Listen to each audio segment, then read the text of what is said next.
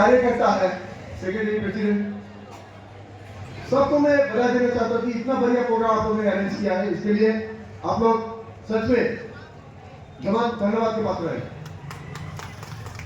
और साथ ही मैं हमारे जनरल सेक्रेटरी कॉमरेड पीयूष चक्रवर्ती जी को भी धन्यवाद देना चाहता हूँ, क्योंकि ये जो जोनल यूथ कन्वेंशन है, आज 7वां जोनल यूथ कन्वेंशन है।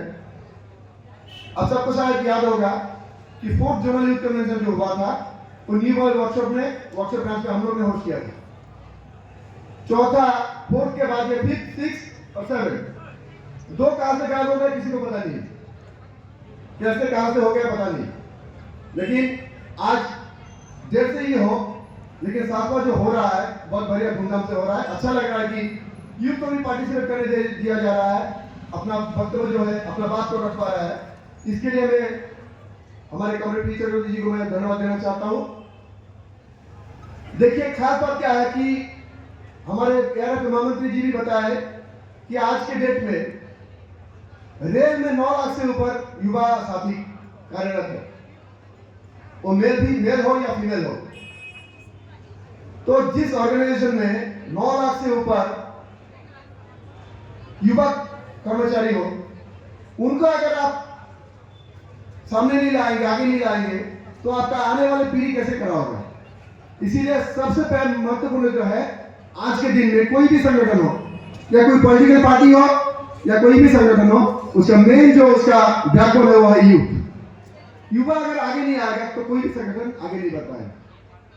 आज आप गौर करेंगे तो देश का जो 65% जो हम लोग का पॉपुलेशन है वो भी यूथ ही है, 35 ईयर्स के नीचे है। तो युवा देश युवा ही आगे लेके जाएगा। और एक कहावत ही है कि the youth of today are the leaders of tomorrow. तो आज का जो नौजवान है वो कल का लीडर बनेगा। आज यहाँ पे जितने सारे हम लोग लीडर बैठे हुए हैं वो भी कभी ना कभी युवा थे, अपने अपने ब्रांच में। जैसे ज्योति जी मालाकरदा वाइस प्रेसिडेंट आज के डेट में भी है, पहले भी था, विश्वविद्या था। आज वो लोग बड़े बड़े पोस्ट पे अपना दायित्व को संभाल रहे हैं। युवा अगर आगे नहीं आएगा तो काम कैसे सीखेंगे। इसीलिए मैं हर एक ब्रांच का जितना भी यूथ साथी है, युवा साथी है, सबसे मैं रिक्वेस्ट करूंगा कि आप लोग संगठन में एक्टिव पार्ट लीजिए, क्योंकि संगठन में देखिए सीखने लायक चीज बहुत सारे हैं। संगठन कैसे करते हैं, कैसे ऑफिसर को रिप्रेजेंट करेंगे, आप लोग इसको सीखना है। और आने वाले दिन में हम ही लोग को इसका जो मेन जो झंडा है हम ही लोग को पकड़ना है। कुछ चीजें मैं नोटिस कर रहा हूं कि कोई भी मीटिंग होता है कहीं पे भी स्लोगन देने के लिए आदमी नहीं है हम लोग का। नोटिस कीजिएगा, स्लोगन देने के लिए ठीक आदमी नहीं है। स्लोगन तो हर कोई दे सकता है, लेकिन एप्रोप्रिएट होना चाहिए स्लोगन। उसका भी कोशिश करना चाहिए। उसके लिए जो हम लोग का लीडर लोग हैं, जो लोग स्लोगन देना चाहते हैं, वो लोग सिखाना चाहिए, यूथ को सिखाना चाहिए कि स्लोगन कैसे देते हैं। स्पीच देने के लिए सीखिए आप लोग। ब्रांच में यूथ कमेटी मीटिंग कीजिए हर एक महीना हो सके कम से कम 2 महीने में एक कीजिए। आप स्पीच देंगे तभी ना आप बोल पाएंगे आदमी को। हम लोग क्या करते हैं कि हम लोग का जो कि जितना भी हम लोग का अचीवमेंट है वो लोग हम क्या करते हैं, हम लोग बताते नहीं किसी को। आज रेल में हर एक दिन नया साथी आरआरबी से हो, आरआरसी से हो या फिर सीजीए से हो आगे ज्वाइन कर रहा है। वो लोग को कैसे पता चलेगा। बहुत गरीब आदमी दूर से आता है, कभी रेल ही देखा ना हो, ऐसा भी सब ज्वाइन करते रेल में। उसको क्या पता कौन सा मजदूरी है, कौन सा क्या यूनियन है। यूनियन तो सभी यूनियन है। उसको बताना पड़ेगा हमारा हिस्ट्री क्या है, एयर का हिस्ट्री क्या है। जो 100 साल पुराना संगठन है उसका हिस्ट्री क्या है, उसको बताना पड़ेगा। हमारे 60, 68 और 74 का आंदोलन के बारे में उनको बताना पड़ेगा। डीए कैसे मिला, जो बोलते हैं कि 8 पे कमीशन अभी तक नहीं आया, उनको बताना पड़ेगा कि पे कमीशन कैसे आया। जो बोल रहे हैं कि एनपीएस यूपीएस के बारे में, उनको बताना पड़ेगा कि रेलवे पहले पेंशन था ही नहीं, तो पेंशन कैसे आया। आज बोनस के बारे में उनको बोलिए कि बोनस के लिए मजदूरों का आंदोलन किया था। जो लोग बोलते थे कि रेल कर्मचारी का बोनस चाहिए, सुनने पर वो हंसी पाए बोलता था कि रेल कर्मचारी बोनस मांगते हैं, सुनने से हंसी आता है। वो लोग भी आज रसीद लेके जाते हैं। तो ये सब हिस्ट्री बताना पड़ेगा आपको। दोष उनका नहीं है जो 420 में जाते हैं, दोष हम लोग का है क्योंकि हम लोग बताते नहीं है किसी को। हम लोग को वोकल होना पड़ेगा, सबको बताना पड़ेगा। जो नया क्या है उसको बताना पड़ेगा कि एक्चुअली क्या है, संगठन क्या है, मजदूर क्या है। हम लोग का जो बुजुर्ग नेता लोग हैं उनके बारे में बताना पड़ेगा। अब जेपी चौबे जी हो, उमरामोल पुरोहित जी हो, राकेश गुप्ता जी हो, उनसे पहले भी जो थे प्रिय गुप्ता जी थे, जो आपका इतना बड़े बड़े जो लीडर लोग थे उनके बारे में बताना पड़ेगा। अब जयप्रकाश जी के बारे में बताइए कि इतना महान महान आदमी हम लोग का इन्होंने थे जो 100 साल पुराना ब्रिटिश के साथ भी आंदोलन करके संगठन को आगे लेके गए हैं। तो आप इतिहास को बताना मत भूलिए। और युवाओं का देखिए एक बहुत महत्वपूर्ण रोल होता है। आज देखिए जैसे आने वाले 12 तारीख को नेशनल यूथ डे है, मैं हर एक ब्रांच को बोलूंगा, जनरल सेक्रेटरी भी चिट्ठी दिया है कि हर एक ब्रांच में national youth day, Swami Vivekananda ji का जन्मदिन हम लोग को पालन करना चाहिए। आप एक्टिविटी करेंगे तो यूथ आएगा, युवा आएगा। कुछ करेंगे नहीं तो कोई कैसे आपसे जुड़ेगा।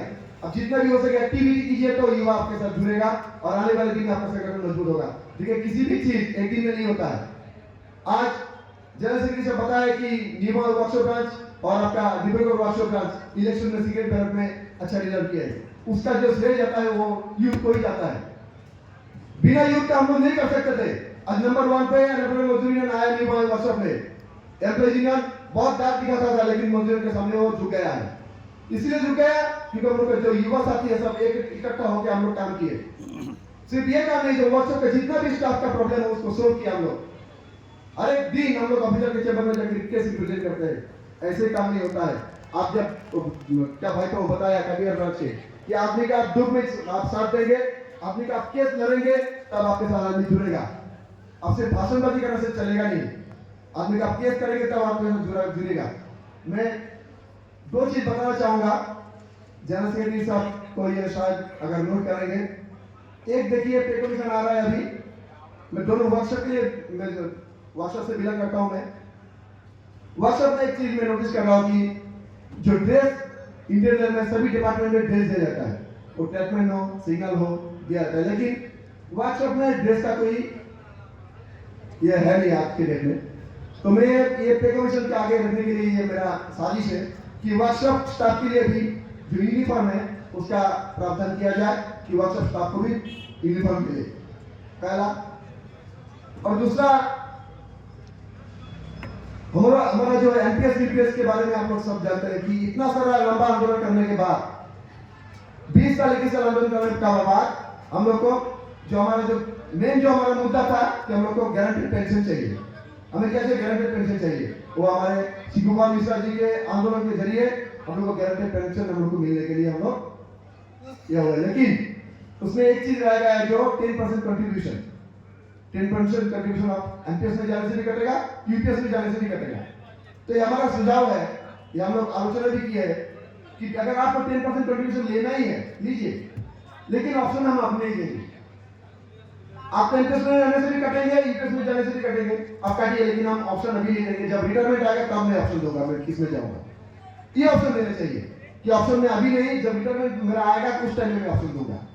अगर ये बात मेरे पास रिव्यू किया जाए शायद बेहतर होगा, लेकिन हमसे भी ये जो ज्यादा सोच रखते हैं लीडरशिप उनके ऊपर में पूरा भरोसा है कि जो श्रमिक के स्वार्थ के लिए होगा, श्रमिक के बेहतर के लिए हमेशा लीडरशिप सोचेंगे।